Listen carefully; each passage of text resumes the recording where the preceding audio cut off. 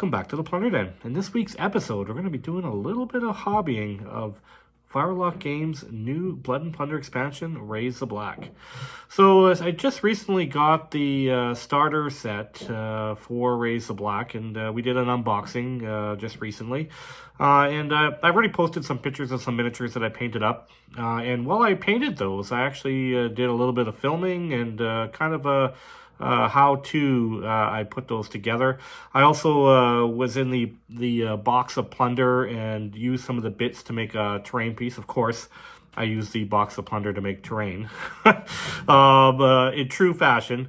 And I decided to make a little bit, which I'm probably going to make some more of because I have several sprues from those two boxes. So there's 4 sprues I got for the 2 boxes of Plunder. Probably make a few different variations of that little terrain piece. But we're going to discuss that in this video too. We're going to kind of cover how I put that together as well. So it's kind of just a little bit of a hobby video. Don't worry, we'll get back to the terrain, but I want to do a few things with Raise the Black. So, what I really like about these new miniatures is they're on a plastic sprue, so you can kind of make them any way you want. It's very customizable. When you bought the old miniatures, which, by the way, I still love a lot, the metal miniatures for Firelock Games for Blood and Plunder, they were already in one pose. And, I mean, you could alter them. You could use green stuff and do some alterations for them. But it was a lot more difficult and more challenging with the plastic sprues here. You have all these different arms and legs and head options, and helmets, guns, weapons, swords, all sorts of stuff. So you can kind of decide what you want to do. And I really kind of decided right off the hop, I didn't want to really make, I know they have instructions on certain things to fit into certain pieces. I was kind of not even going to look at that. I was just going to kind of like, what feels right to me, what looks right to me. And I kind of just picked some cards. So I kind of, for my sailors that I'm going to make in this episode, I kind of looked at the able seamen, able seamen from the British faction, and I kind of looked at these roundsmen. They're pirate for the pirate faction, and I kind of wanted to. These also could be used as Enterplog, really. And so those are kind of my inspiration. And I kind of just looked at what kind of weapons they had: axes and swords, and a blunderbuss on one of these guys, and they had bombs and stuff that you would expect to find in those units. So I kind of, in the back of my mind, that's really all I was thinking. Okay, well, make sure you put those options on it so, they would be convincing as those units. And that's really the only kind of restriction I put on things. And then really I kind of just put anything I wanted on these body parts to make it fit the way I wanted to. So let's just take a brief look at it. So I got some other miniatures on here too, but you can see we got our guy with our little bombs here. Everybody's got kind of an axe. We got a guy with a double guns here. I really particularly like this guy with the double swords, and different options. And then of course, when I was doing the box of Plunder, I kind of wanted to get some of these other guys here. The generic commander. Remember when I was going through the character cards? A lot of the cards required that, that generic commander. So I wanted to make sure I got one of them right off the hop. I play the English most often, but I have all the factions. It doesn't matter. But I figured I would paint it up with a red, and that's kind of why I went with a red-blue kind of uniform there. And then, of course, I wanted to get that spiritual leader done. So I got him all done up. And then there's Blackbeard up back here. It's not the one that's in the starter box. It's the one in the box of Plunder. I keep calling it a port of Plunder. The box of Plunder. And then here's my little terrain bit. So let me put these little guys down here for a sec. So we're going to kind of cover all those in this episode, those guys here. And then this little terrain piece. Let's see if I can get it in the camera here. So we got all these little pieces came in that box of Plunder. You got a little Spanish helmet. You got a little, looks like a munitions kind of chest here. You got a blunderbuss. You got a barrel here. You got some, looks like bags for gunpowder. So it looks like it was meant for maybe a cannon station. And you got some cannonballs. So I know I'm kind of moving around here. Let's see if I flip it up like that. And you can kind of see all the different things on there. So we're going to make that in this episode too and paint it up. So that's kind of what we're doing in this episode, just kind of a little bit of a hobby of some of the new sprues and of the Race to Black. Again, there's some other projects I want to do. We are going to eventually get to that tavern at some point, but I have actually another project in mind, and we'll discuss that next week. Something that's going to help me bring terrain to Adepticon. So some people have requested I bring a little bit of terrain to Adepticon, and that's what I'm known for is my terrain. So I really wanted to bring some along with me, not just my armies to play in the tournaments, but some kind of terrain pieces. So I got an idea of maybe how I can bring some terrain. So we'll talk about that in next week's episode. All right, if you guys like what we're doing here in the Plunder Den, make sure you smash that like button and consider subscribing to the Plunder Den and get first-hand information when I start these kind of projects. All right, everyone, let's get down to the table. Let's start painting. Let's start crafting. Let's start hobbying.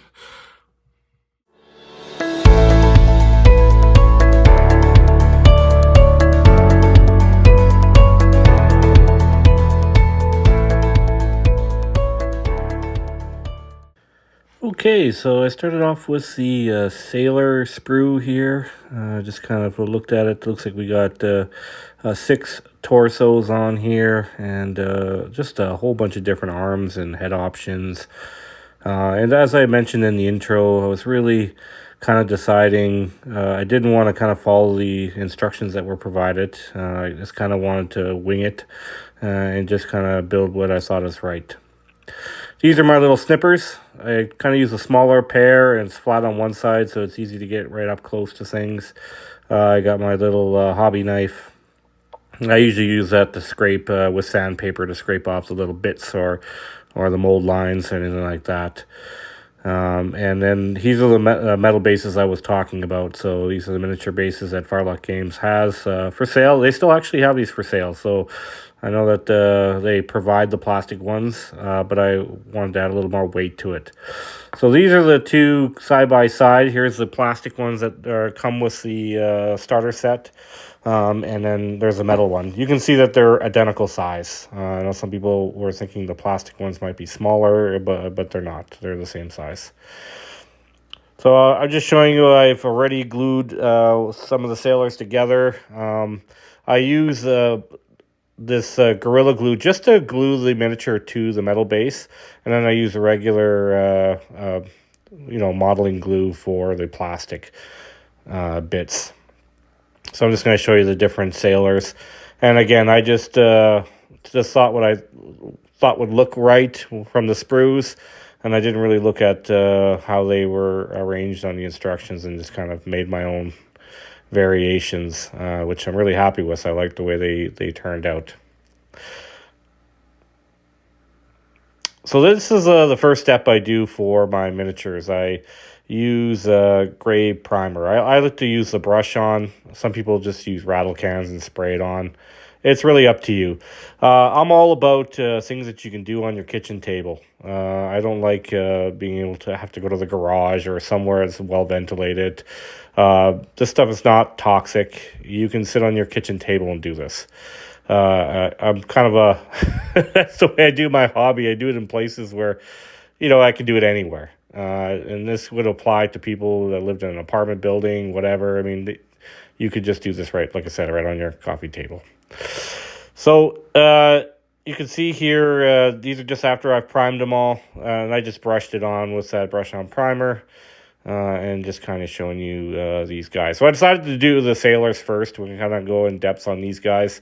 And we'll talk about the terrain piece and some of the other miniatures that I put together from the box of Plunder in the second half. So now I'm going to paint the bases. And I usually use this black craft paint by Folk Art. And this is after I've already finished painting them all. I just like it's a little more sturdier. It sticks to that metal really well. And then I use that fur brown Army Painter paint. And I just kind of cover the wood planks on there. So it's a little cave. You get a little bit over the edge. You can just paint it with black afterwards. No big deal. So these are after I've already painted them all. And now I move to the washes. Now, you could use a dark tone or a strong tone. I mean, you could use whatever you want. I would use some kind of dark wash, essentially. And just put it on top of this wooden planks. I prefer to do it this way. There's all sorts of different methods for painting the planks on your miniatures, Blood and Plunder miniatures, but this is the way I like to do them. Now, if you were doing a plastic base too, it would be the same technique. It wouldn't. It would have the same result if you're painting it on metal or on the plastic. So these are after they've dried, and that's the way I like my decks to look. That's just a personal preference, and that's just the way I like to do them. So then I'm moving to the flesh color. That's Barbarian Flesh Army Painter. They have a different variations. I think this is my favorite one with the flesh color wash that we're going to put on it in a minute. The combination of the two, I think, gives me a nice, good flesh color that I like. So we're just going to kind of watch me add this onto this one miniature. I didn't show all the miniatures being painted. I'm just kind of giving you a brief overview of how I paint my miniatures. I didn't really spend much time on the assembly part, mainly just the two types of glues that I use to glue it on. But that's pretty much it. The flesh wash is also by Army Painter. And you just pull up and try to not let big puddles accumulate in certain areas. I have a bad habit of sometimes not going back and making sure that they're, especially around the eyes and stuff like that, they'll puddle too much, and you don't want it to be too puddled, and then it looks like the guy's missing an eye or something. So you kind of go back and kind of remove if you have too much excess, wash on it. So this is just kind of a brief colors that I picked, desert yellow and skeleton bone. Kind of figured I'd do some of their pants and in those colors. I was thinking about Army Painter, the sort of that army green one on there. Necromancer cloak for some of the jackets and stuff. I like that. It's kind of like a naval color. I really like that color. Uniform gray. I didn't actually end up using that. I was kind of humming and hawing about it. Never used it.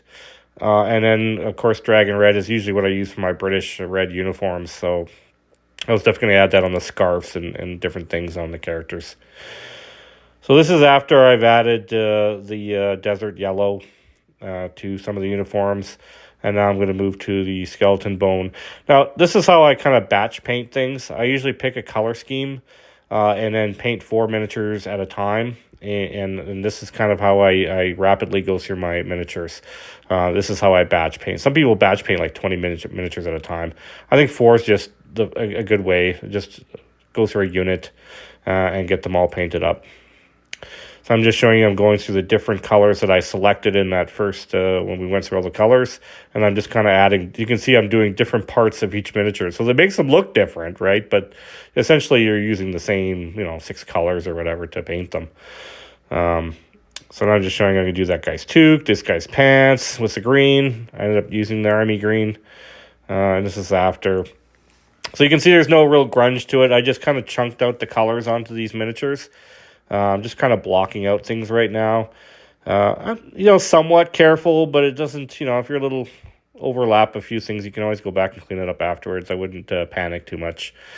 Oak brown, I usually use for the handles on the back of the guns, the butt of the gun, handles on the axes and that kind of stuff. I use that leather brown on some of the belts and straps, the red on some of the scarves, and I do some of the sleeves and stuff, just with some details. And then black on the hat, and I put some of their hair and it's black color. Of course, I use gunmetal and greedy gold to highlight the guns and weapons. And that's the first metallic colors I chalk on first before I start getting into some other things. So once all those colors have been added, then I start adding washes. So I like to use the skeleton horde, which I'm putting on this miniature right now you're looking at. Just gives a real grungy, dirty look to the whole thing. Especially if you're using kind of like these khaki colors and metallic, the green colors. Kind of actually looks pretty good on those ones. And I put over the entire miniature. This is kind of like your equalizer. It cleans up some of the mess or some of the areas where you didn't quite get the paint. You kind of just fill it in with wash and kind of fills it in. So then you get kind of these grungy looking guys. Pretty good. You could leave them like this, actually. You probably wouldn't even need to go further, but I like to add more detail. So I'm adding plate metal to highlight some of the weapons. So I'm going to go back with the desert yellow and skeleton boat, and I'm going to highlight with the same color I started with, but just after I put the washes on, right? So I'm going to go back with the red and the army green. And then Mummy Robe is going to be sort of some really bright highlights on certain things on their shirt cuffs and stuff, just to really brighten it up. So I'm just going to show you this technique with the plate metal. So this is a much shinier metal, but what I want to do is give the illusion of the, you can see I've already added to this axe, making it look like it's sharper on the edges. Now there's all sorts of painting techniques that are, actually quite complicated to get some pretty fancy looking metal work, let's say.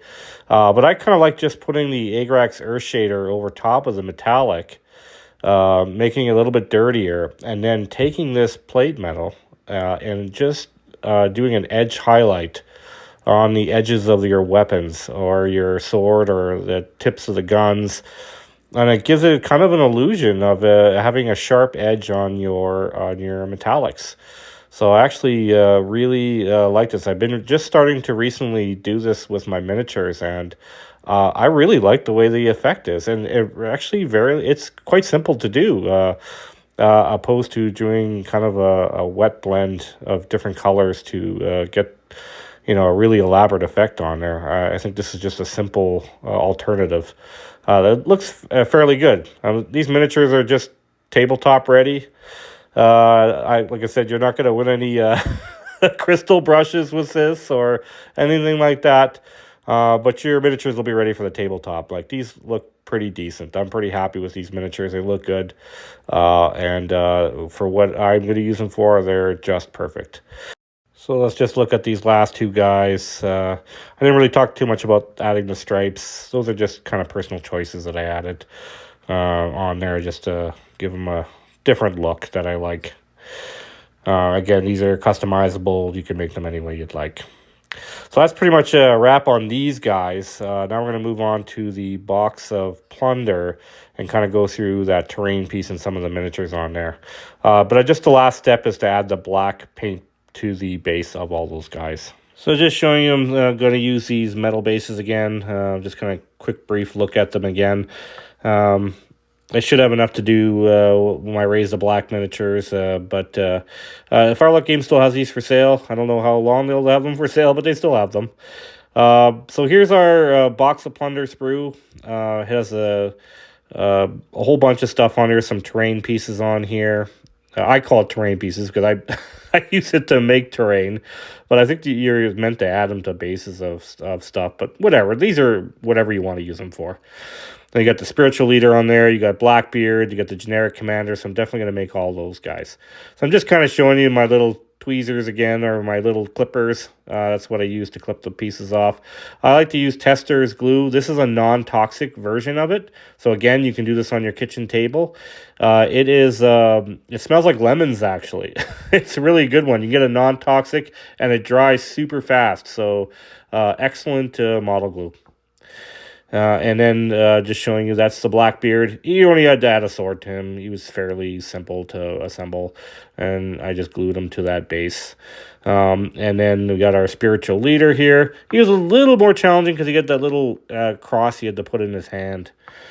And then we're just going to show you the same painting techniques that I did in the previous one, doing the brush-on primer from Army Painter.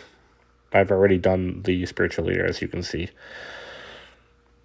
And then we're just talking about the base. So you can see, just doing a close-up look at that primer, you can't tell that it's a brush-on primer opposed to a spray-on. So it dries nice and flat to the piece.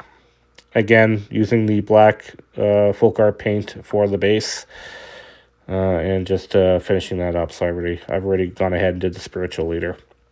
So this seems a little bit repetitive from the other ones, but I kind of just wanted to do them separate because it kind of incorporates the terrain pieces. Now, originally, I didn't have the generic commander going. I kind of just started building and started filming at the same time, and I didn't actually go ahead and do that guide till a little bit later. So all of a sudden, you'll see him appear on the screen.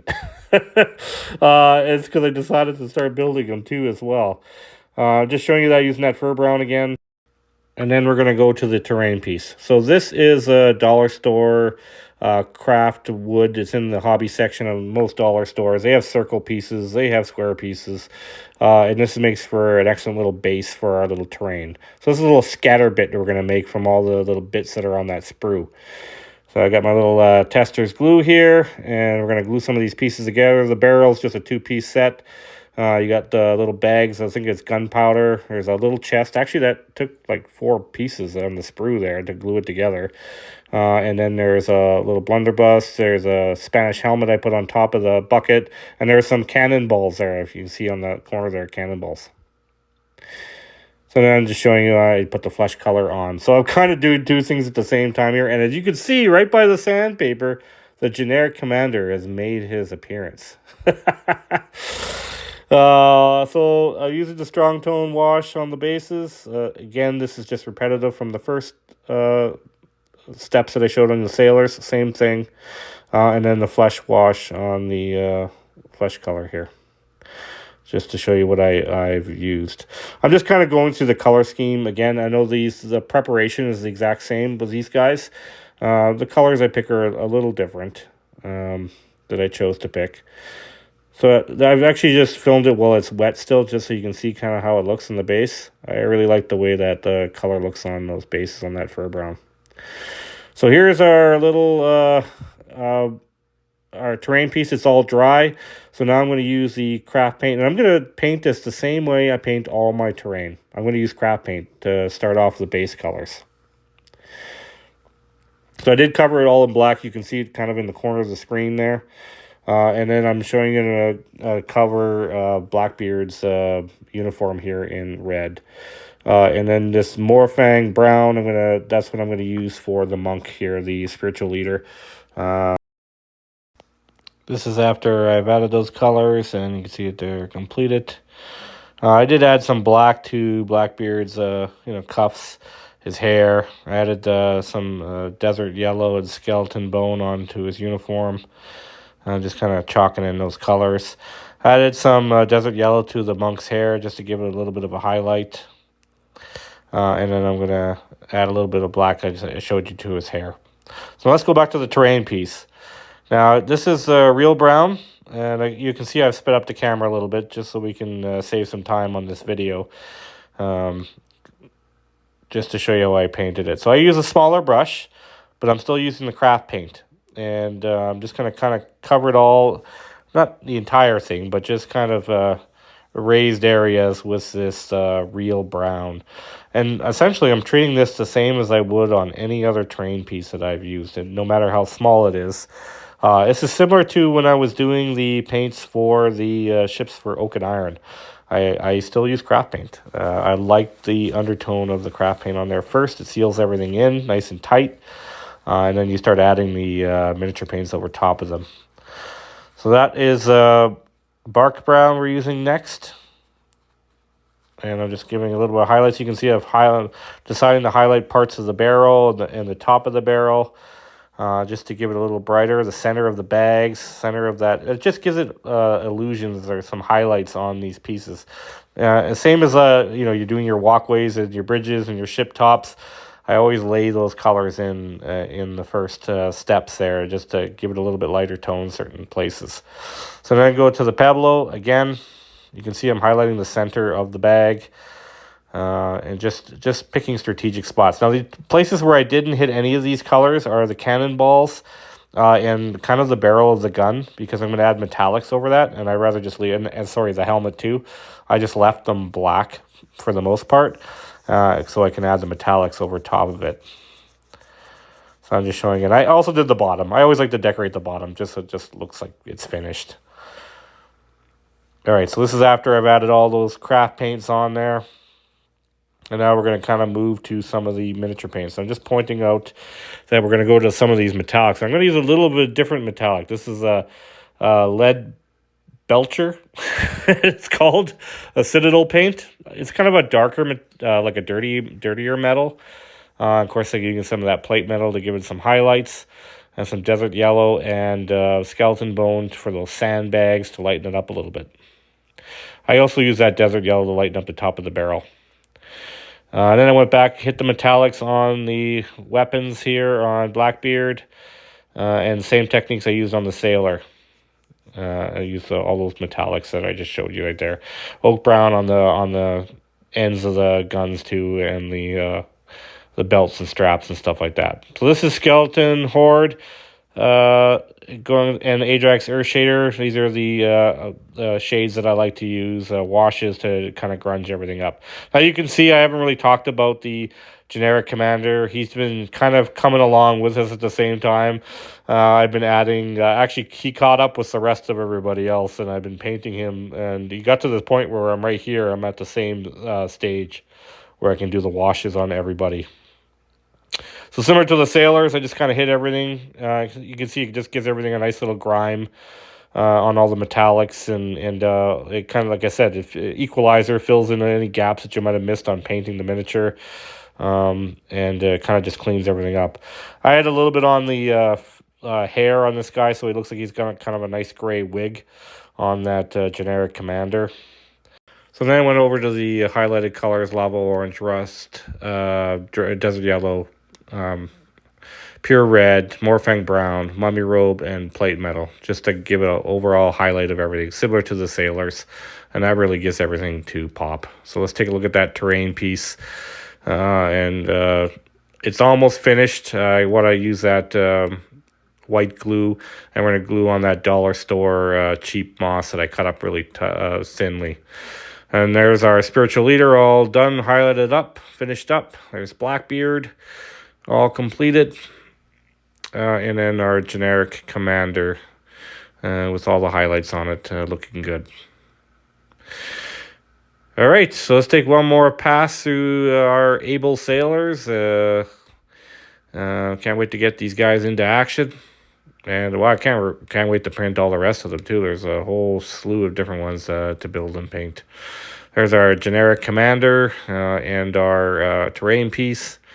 There is Blackbeard, and then over in the back there we got our spiritual leader by the coffins there. All right, so that's pretty much at the end of this episode. I hope you guys enjoyed it. Thank you so much for tuning in, and I will see you in the next one.